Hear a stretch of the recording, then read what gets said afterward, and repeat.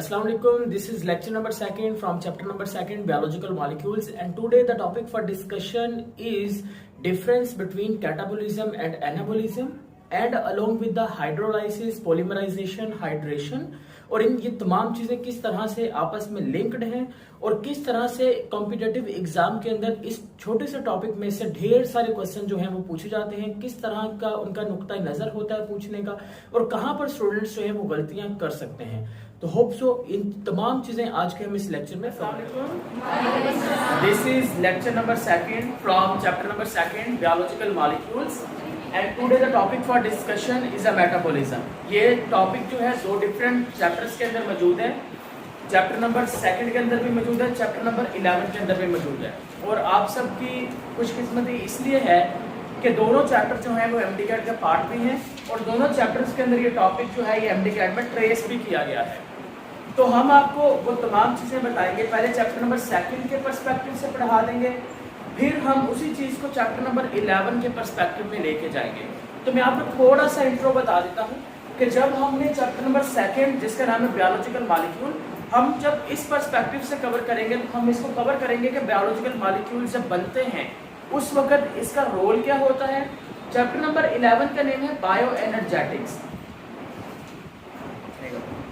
Bio energetics, तो bio energetics की अगर हम बात करें तो हम बेसिकली एनर्जी के बारे में बात करेंगे, एनर्जेटिक्स एनर्जी के बारे में। तो वहां पर हम लोग बेसिकली ये कवर करेंगे कि मेटाबॉलिज्म, कैटाबॉलिज्म, एनाबॉलिज्म, इनके दरमियान में जो कनेक्टिंग लिंक है वो कैसे हैं। So let's get started. पहला पॉइंट मैंने देखा यहाँ पे पहले से लिखा हुआ है आपके लिए, मैंने लिखा है कि what is metabolism, all chemical reactions taking place in the body of living organism. लेकिन यहाँ पर एक लफ्ज मिसिंग है, वो आपको यहाँ पे लिखना बहुत जरूरी है, उसके बगैर ये डेफिनेशन ठीक नहीं है। टेक्निकली तौर पर जैसे भी आप देखेगा तो यहाँ पर आपको नजर आ रहा है कि डेफिनेशन ठीक है, लेकिन इस डेफिनेशन में एक कमी है। देखिए जरा, यहाँ पे लिखा गया है ऑल केमिकल रिएक्शन, तमाम केमिकल रिएक्शन जो कि किसी भी लिविंग ऑर्गेनिज्म की बॉडी में हो रही हैं उनको हम मेटाबॉलिज्म कहते हैं। अब इस बात का मतलब क्या बना, और मैं लफ्ज एक ऐड करता हूँ फिर उसके बाद आप समझिएगा। All chemical reactions taking place in the body of all chemical reactions taking place in the body of living organism is collectively known as अब ये देखिए, जब बेटा आप लफ्ज कलेक्टिवली ऐड नहीं करोगे ना बात ठीक नहीं रहेगी। क्यों? देखिए, जब मैं सिर्फ इतना कह रहा हूँ कि लिविंग ऑर्गेनिज्म की बॉडी में जो सारे केमिकल रिएक्शन है उनको हम मेटाबॉलिज्म कहेंगे, इसका मतलब समझ आ रहा है आपको? इसका मतलब ये है कि फोटोसिंथेसिस एक केमिकल रिएक्शन है ना, तो बेटा वो भी मेटाबॉलिज्म है। हालांकि फोटोसिंथेसिस मेटाबॉलिज्म के एग्जांपल में आएगा जरूर, लेकिन वो इस तरह से नहीं आएगा। तो किसी भी लिविंग ऑर्गेनिज्म की बॉडी में होने वाले जब हम तमाम केमिकल रिएक्शन की इकट्ठे बात करेंगे, तमाम केमिकल रिएक्शन की बात नहीं कर रहे हम, जब तमाम केमिकल रिएक्शन की इकट्ठे बात करेंगे उनको एक लफ्ज में डिफाइन करना चाहेंगे, फिर हम लफ्ज का इस्तेमाल करेंगे मेटाबॉलिज्म। जैसे कि यहाँ पे डिफरेंट स्टूडेंट्स बैठे हैं, अगर मैं आप सबको एक ही लफ्ज में पुकारना चाहूँ तो मैं एक लफ्ज जो यूज करूंगा आपके लिए, वो क्या होगा? फर्स्ट ईयर बायोलॉजी या फर्स्ट ईयर स्टूडेंट्स पुकारूंगा आपको, राइट? इसी तरह से जितने भी केमिकल रिएक्शन हो रहे हैं, जब मैं उन तमाम केमिकल रिएक्शन को कलेक्टिवली तौर पर एक लफ्ज में करोना चाहूँ तो वो लफ्ज क्या होगा? मेटाबॉलिज्म। अब एक और चीज आपने यहाँ पे याद रखनी है कि तमाम केमिकल रिएक्शन जो है वो मेटाबॉलिज्म का पार्ट नहीं है। जैसा कि इंडस्ट्रीज के अंदर बहुत सारे केमिकल रिएक्शन हो रहे हैं, है ना, केमिकल लेबोरेटरीज के अंदर हो रहे हैं, तो कोई भी ऐसा केमिकल रिएक्शन जो नॉन लिविंग मीडियम में हो रहा है या आउटसाइड द सेल हो रहा है या आउटसाइड द बॉडी हो रहा है, वो कोई भी केमिकल रिएक्शन जो है बेटा वो उस केमिकल रिएक्शन के लिए हम टर्मिनोलॉजी मेटाबॉलिज्म इस्तेमाल नहीं करेंगे। Is it clear? तो ये चीज आप याद रखेंगे कि मेटाबॉलिज्म की जो टर्मिनोलॉजी है वो सिर्फ हम लिविंग ऑर्गेनिज्म के लिए इस्तेमाल करेंगे जो बॉडी के अंदर हो रही है। अब मेटाबॉलिज्म की दो मेन कैटेगरीज होती हैं, उनमें पहली जो कैटेगरी है उसको बेटा नाम दिया जाएगा कैटाबॉलिज्म, और दूसरा जो होता है उसको बेटा हम नाम देंगे एनाबॉलिज्म। आप लोग इसको गौर से देखेंगे बेटा, उसके बाद हम इसमें से कुछ एमसीक्यूज टाइप क्वेश्चंस ट्रेस करेंगे। तो इधर मैं लिखता हूँ कैटाबॉलिज्म, इधर हम लिखते हैं anabolism. Anyone students can tell me who gives the concepts of metabolism? Very good. कौन सी बच्ची बोली है? Very good, शाबाश। इब्न नफीस ने दिया था, ये आपने क्लास 9 के अंदर पढ़ा है। बेटा कैटाबॉलिज्म क्या है? आपने कहना है कि सर कैटाबॉलिज्म जो है ये एक डिस्ट्रक्टिव केमिकल रिएक्शन है। डिस्ट्रक्टिव केमिकल रिएक्शन, यानी कि एक ऐसे केमिकल रिएक्शन जिसमें एक बड़ा मॉलिक्यूल जो है वो टूटेगा और उसके टूटने से छोटे मॉलिक्यूल बनेंगे, उसको आप नाम देंगे डिस्ट्रक्टिव रिएक्शन या डिस्ट्रक्टिव केमिकल रिएक्शन। लेकिन जब हम एनाबोलिज्म की बात करेंगे, एनाबोलिज्म के केस में याद रखिएगा कि बेटा हम इसको नाम देते हैं कंडेंसेशन रिएक्शन। कंडेंसेशन रिएक्शन क्या होता है कि जिसमें छोटे मॉलिक्यूल्स मिले और उनके मिलने से क्या बन जाए, बड़ा मॉलिक्यूल बन जाए। बेटा आपको याद हो कल मैंने आपको एक बात बताई थी, मैंने आपको कहा था कि भाई किसी भी मॉलिक्यूल को माइक्रो मॉलिक्यूल या किसी भी मॉलिक्यूल को मैक्रो मॉलिक्यूल क्यों कहते हैं।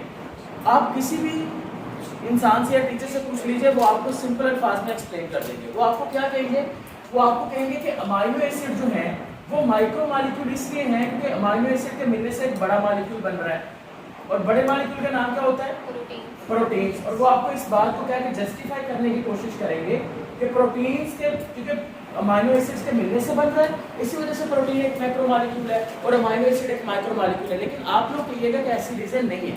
कल मैंने आपको एक प्रॉपर एक्सपेरिमेंट बताया था जिसकी बेस के ऊपर साइंटिस्ट ने डिफाइन की थी चीजें। Is it clear? तो अब इसी चीज का हम इस्तेमाल यहाँ पे करने वाले हैं। देखिए जब हम बात करेंगे कैटाबोलिज्म की, आपने कहना कि कैटाबोलिज्म के केस के अंदर जो मैक्रो मॉलिक्यूल्स होते हैं, कैटाबोलिज्म के केस के अंदर जो मैक्रो मॉलिक्यूल्स हैं वो टूटेंगे। Macro molecules break down, macro molecules breaks down, ये टूट जाएंगे एंड फॉर्म माइक्रो मॉलिक्यूल, और ये कौन से मॉलिक्यूल बना देंगे, छोटे मॉलिक्यूल्स का निर्माण कर देंगे। लेकिन दूसरी तरफ देखिए एनाबोलिज्म के केस के अंदर हम क्या बोलेंगे, हम यहाँ पे कहेंगे कि माइक्रो मॉलिक्यूल्स, यहाँ पर छोटे मॉलिक्यूल्स मिलेंगे, माइक्रो मॉलिक्यूल्स कंबाइंस एंड और फॉर्म्स बना देंगे लार्ज मॉलिक्यूल्स, बड़े मॉलिक्यूल्स की फॉर्मेशन में इन्वॉल्व हो जाएंगे। अब तीसरी चीज कैटाबोलिज्म की अगर हम बात करें क्या होगा, अच्छा इधर उधर देखो, कैटाबोलिज्म की बात करें तो कैटाबोलिज्म के केस के अंदर हम बेटा लफ्ज इस्तेमाल करेंगे हाइड्रोलाइसिस। अब हाइड्रोलाइसिस क्या होता है बेटा, हाइड्रोलाइसिस कहते हैं कि जब हम पानी ऐड करें और पानी की मौजूदगी में कोई केमिकल रिएक्शन हो जाए, उसको हम नाम देंगे हाइड्रोलाइसिस। अब यहाँ पे मैं लिखता हूँ बेटा, देखिए हाइड्रोलाइसिस में हो क्या रहा है। सबसे पहले आप समझिए कि ये है हमारे पास एक यूनिट, ये देखिए। अब इधर फोकस करना शुरू कीजिए, नोट डाउन छोड़े। अब इधर देखें बेटा, ये हमारे पास यूनिट है, मैंने इस यूनिट को पानी के अंदर ऐड किया।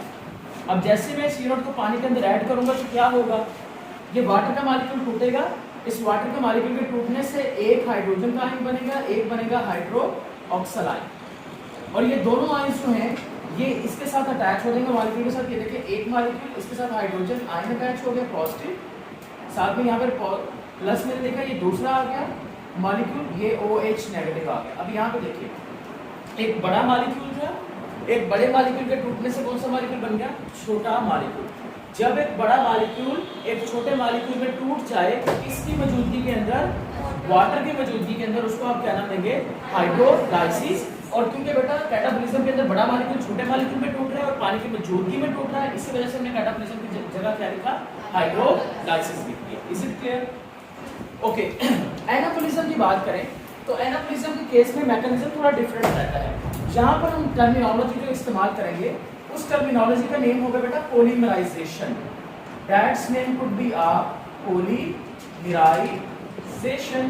अब पॉलीमराइजेशन क्या होता है, देखिए ये एक छोटा मॉलिक्यूल है हमारे पास मोनोमर, ये भी एक छोटा मोनोमर है। अब क्या होगा, यहाँ पर देखें हाइड्रोजन अटैच है, इधर हाइड्रोक्सिल अटैच है। जब मैं इनका आपस में रिएक्शन करवाऊंगा तो रिएक्शन के नतीजे में हमारे पास एक बड़ा मॉलिक्यूल बनेगा जिसको मैं क्या नाम दे दूंगा, डाइमर। क्योंकि इस यूनिट के अंदर दो छोटे मॉलिक्यूल्स हैं, इस वजह से हम इसको क्या नाम देंगे, डाइमर। हाइड्रोजन और हाइड्रोक्सिल के मिलने से यहाँ पर किस चीज़ की लिबरेशन हो जाएगी, वाटर मॉलिक्यूल की। क्योंकि बेटा यहाँ पर छोटे मॉलिक्यूल्स के मिलने से बड़ा मॉलिक्यूल बन रहा है, और क्योंकि हम ये भी याद रखेंगे कि छोटे मॉलिक्यूल बहुत सारे मिलेंगे। तो बेटा पॉलीमराइजेशन आपने पहले पढ़ चुके हैं केमिस्ट्री के अंदर, ये चीज़ पॉलीमराइजेशन जब छोटी चीजें मिले और एक लॉन्ग चेन बन जाए हम उसको क्या नाम देंगे, पॉलीमराइजेशन। तो बेटा यहाँ पर इसी वजह से मैंने एनाबॉलिज्म के लिए क्या लफ्ज़ इस्तेमाल किया, पॉलीमराइजेशन। अब एमडी कैट में या सिंपल अल्फाज में अगर मैं आपको कहूँ किसी कॉम्पिटिटिव एग्जाम के अंदर जब क्वेश्चन पूछा जाता है तो एक चीज ऐड की जाती है जिसकी बेस के ऊपर हमारे क्वेश्चन हमसे गलत करवा दिए जाते हैं। अब वो कौन सी ऐसी चीज है उसको जरा देखते हैं। ओके, अब मैं यहाँ पे लिखता हूँ, आपने मुझे बताना है कि सर ये वाली स्टेटमेंट इसमें ठीक है, ये गलत है। Which statement is not appropriate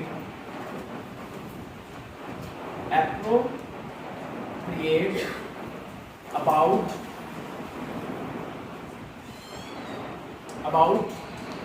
cannibalism।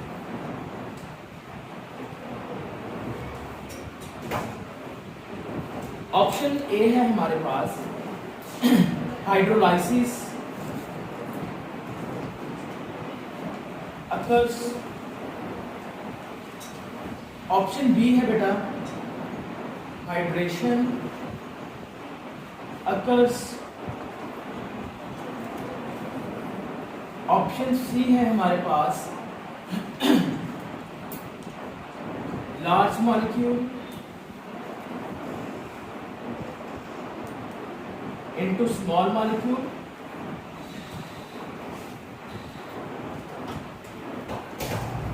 And option D है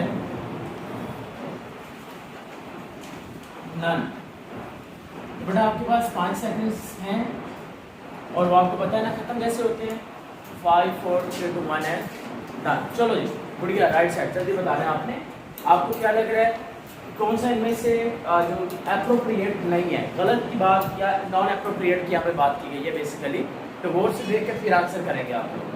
मैं आपको कहा था कि मेडिकल सिर्फ लफ्ज़ों का एक खेल है, एंगल्स उंगल्स यहाँ पे नहीं है, कैलकुलेशंस नहीं है, सिंपल बताना है। चलो उधर किधर देखिए, चलिए बैठ जाइए। अगली बच्ची जिसको आंसर पता वो हैंड रेस करे, उससे पूछते हैं। ओके, बी ऑप्शन इन्होंने चूज किया है, हाइड्रेशन चूज किया है इन्होंने। मैं आपको बताता जाऊं कि हाइड्रेशन का मतलब भी एडिशन ऑफ वाटर ही होता है। Hydration is also mean addition of water. Yes, none none none. आप लोगों ने हाइड्रेशन पढ़ा तो है, आपने केमिस्ट्री का मुझे याद आ रहा है, प्रिपरेशन है आप लोगों ने पढ़ी है, वहाँ पर हाइड्रोकार्बन्स की एल्कीन्स में वहाँ पर हाइड्रेशन का लफ्ज़ इस्तेमाल होता है। जी जी मेरे को भी आते हैं। हाँ जी, इधर से और कौन सा चूज कर रही हैं? नन, वो पीछे छोटी बच्ची सर नन। हाँ जी नन, नन भी जाएंगे सारे बच्चे। नन के अलावा भी एक्सेप्शनल केस यहाँ पे बोले जो कहे कि नहीं सर इसके अलावा मैं बस मुख्तलिफ हो सकते। तो एक्सेप्शनल केस हैंड रेस करो। आपको पता है कि आप सबका ऑप्शन क्या है? गलत ही है ऑब्वियसली। अच्छा, large molecule into small molecule, ये गलत कैसे हो सकता है? पहले वाला गलत हो ही नहीं सकता। पहले वाला तो अभी एक्सप्लेन करके आया हूं कि मैं हाइड्रोलाइसिस तो होती है। आपने मेरी पूरी बात नहीं सुनी।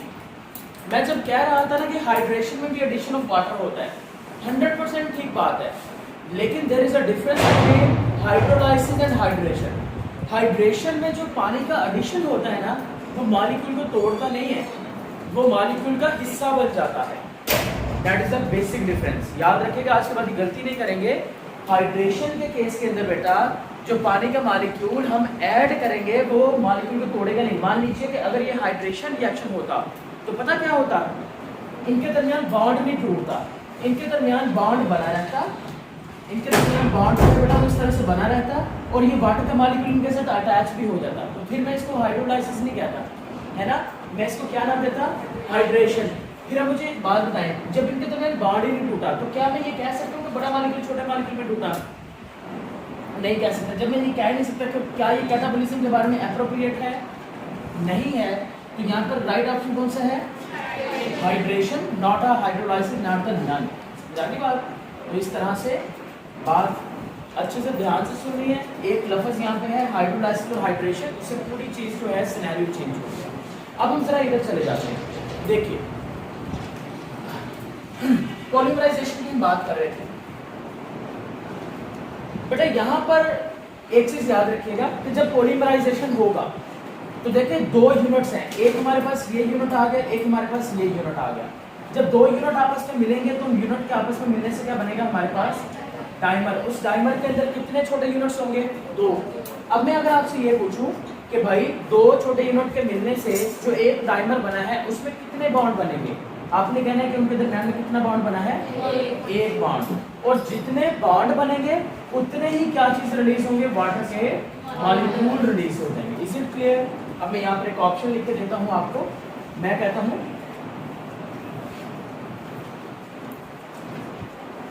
10 monomers combines together and form a polymer molecule. How many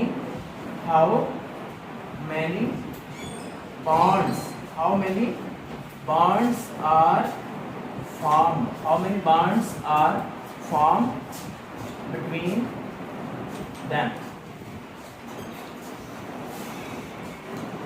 okay, option A है हमारे पास बेटा 5, ऑप्शन बी है हमारे पास 10, ऑप्शन सी है हमारे पास 8, ऑप्शन डी है हमारे पास नन। तो राइट साइड की बच्ची कौन सी है? आज बाद में लगा दीजिए, जो मुझे दे दी मैं लगा दूँ।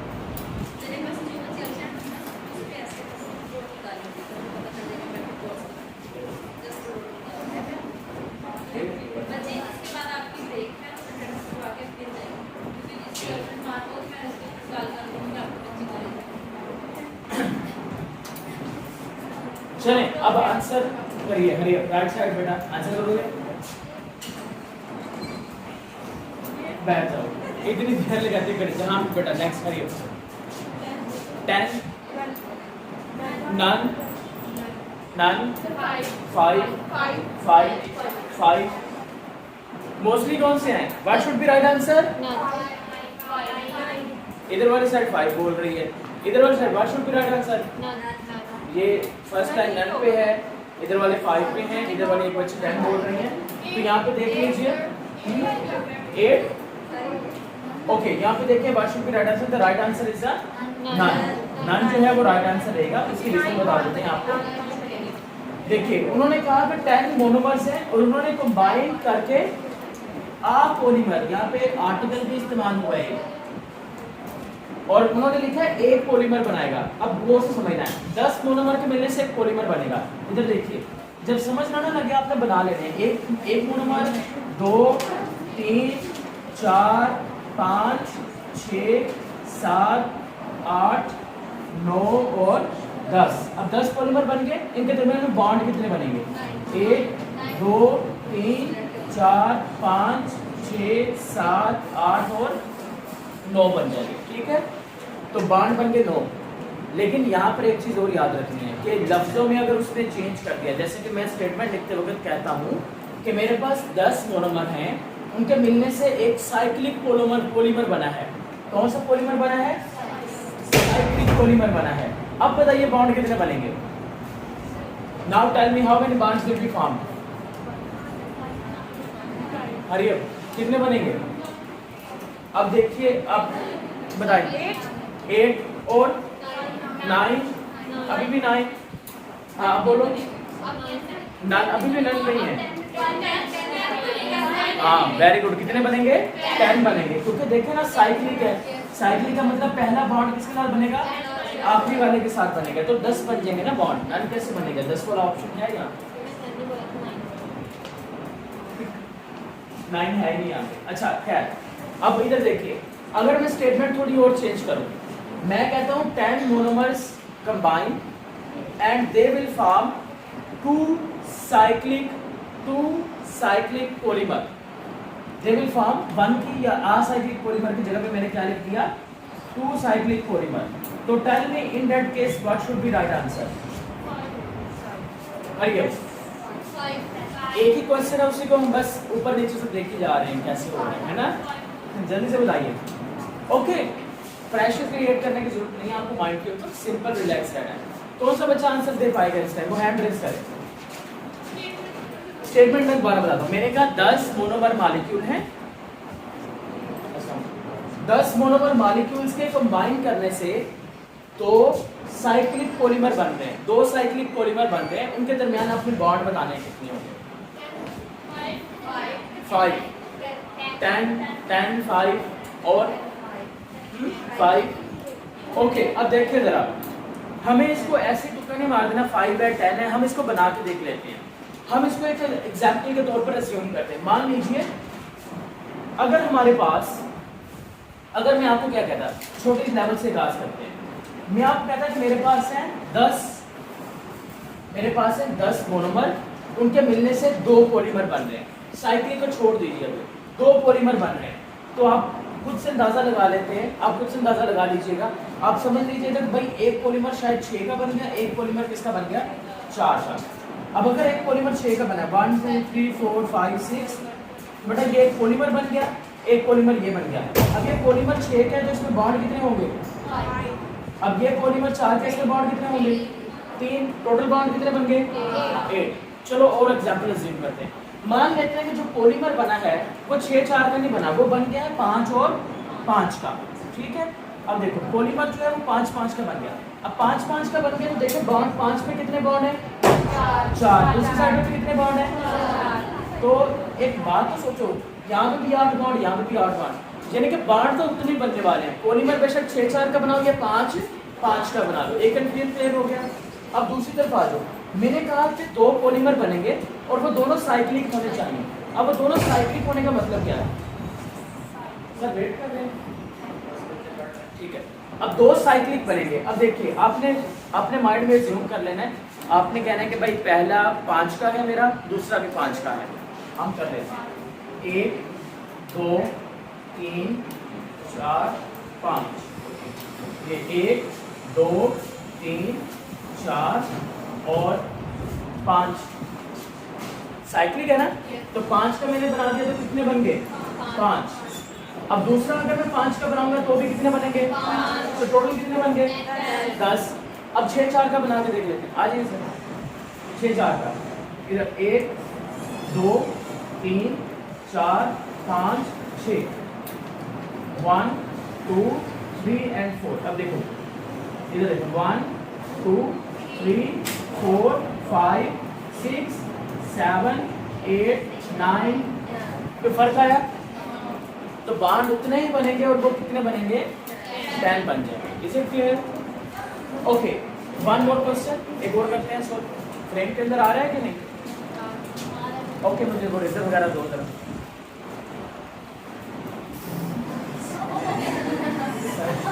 फ्रेम कैंसिल कर देंगे सर, बेटा मुझे रेजर देंगे जल्दी से इसको, लोगों जल्दी से जाओ, हरी अप। इधर ना बच्ची मेरे को चाहिए कि एक्टिव सी, सही है, जिसको मैं बोलने से पहले वो बच्ची पहुंच जाए। हाँ जी, आप लोग वो को ना भले मानस इंसान है, हम सबको सिद्धियाँ दे देते हैं, है ना। ओके, अब एक और क्वेश्चन यहीं से फ्रेम करते हैं। ये वाला आ रही है चीज, कहाँ लगा रहा है ये वाला, ये आधा आ रहा है, ये क्या आधा आ रहा है, नहीं वही थोड़ा सा आ रहा है। ओके ओके, चलिए एक और क्वेश्चन देखिएगा, हम यहाँ पे लिख लेते हैं। डिफिकल्ट तो नहीं लग रहे, एंजॉय कर रहे हो, रिलैक्स होकर एंजॉय करो, प्रेशर क्रिएट करने की जरूरत नहीं है, माइंड प्रैक्टिस करवा रहे हैं यहाँ पे। ओके, नेक्स्ट क्वेश्चन है 5 monomer 5 monomers combines together and form option यहाँ पे लिख के देता हूँ। ऑप्शन ए है बेटा आपके पास 1 dimer and 1 trimer, 1 dimer and 1 trimer, ये ए ऑप्शन है। ऑप्शन बी है आपके पास 1 पेंटामर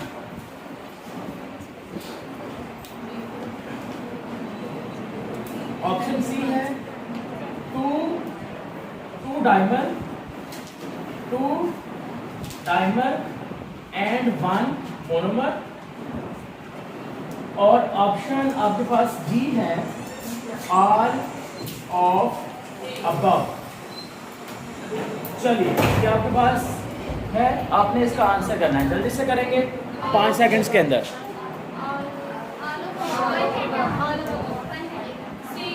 हरियो ओके ओके ओके इधर से रुको बी सी रुको जो है। हाँ जी all of above. C option बेटा ये two dimer and one monomer.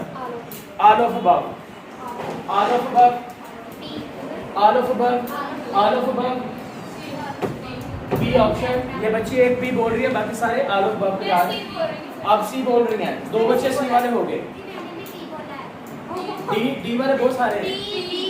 B बोला है ओके, यहाँ पे 2 स्टूडेंट्स बी वाले। यस ए ओके, क्या लगता है क्या सही आंसर होना चाहिए? अब यहाँ पे ज्यादातर फैन जो है वो डी के पड़े हुए हैं। उसकी रीजन ये है कि ये सारे ही ऑप्शन ठीक है दिखने में, लेकिन ठीक नहीं भी हैं।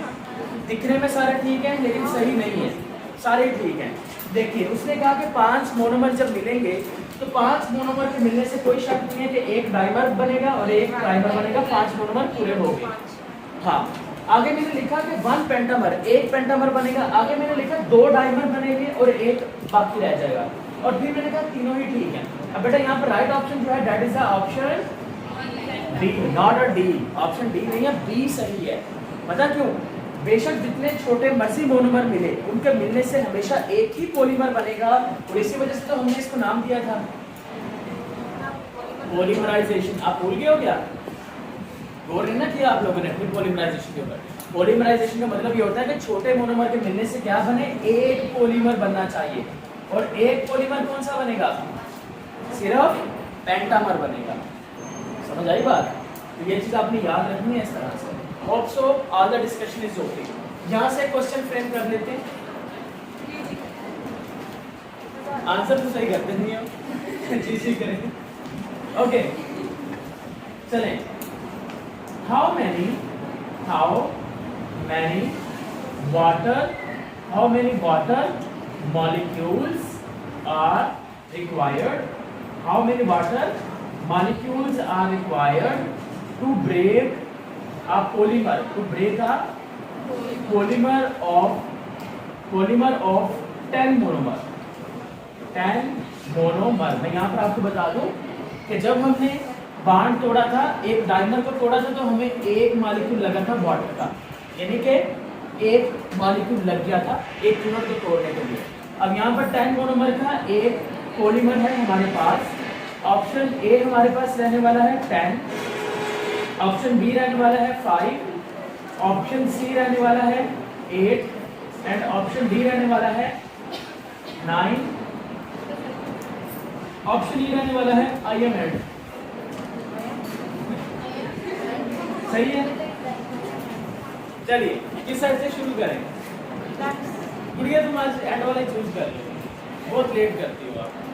अरे नेक्स्ट बेटा जल्दी बोलो। 5। अच्छा मुझे लफ्ज़ थोड़ा और लगा, मुझे बोला 5।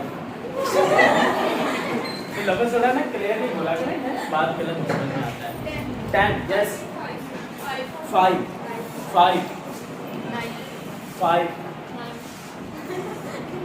है? ये 9 पे है ये 10। जल्दी बोलो ना, हरिए नोट करने पे लगेगी। 9 नेक्स्ट 5 तो जाओगे। अच्छा इधर देखिए, अभी यहाँ पे गौर से देखें बेटा, यहाँ पर ना तो 5 ठीक है ना ही 10 ठीक है। यहाँ पर जो राइट आंसर है वो कौन सा है? 9। यहाँ पर राइट आंसर क्या है? 9। लॉजिक बता देते हैं आपको। देखिए हमारे पास है एक डाइमर एक पॉलीमर जिसमें 10 मोनोमर मौजूद हैं, यही है, ठीक है। अब इसके अगर बांड तोड़ने हैं, इसको हमने हाइड्रोलाइज करना है, तो हमने अभी भी पढ़ा कि एक बांड को तोड़ने के लिए एक वाटर का मॉलिक्यूल चाहिए, 2 तोड़ेंगे तो 2 चाहिए। कितने बांड है टोटल? 9। तो अगर 9 बांड है तो कितने चाहिए होंगे वाटर मॉलिक्यूल? 9 ही वाटर के मॉलिक्यूल चाहिए होंगे, जिससे हम बेटा ये वाली चीज को जस्टिफाई कर पाएंगे So that is all discussion about the catabolism and anabolism according to the concept of the chapter number 2, but still remaining the concept of chapter number 11.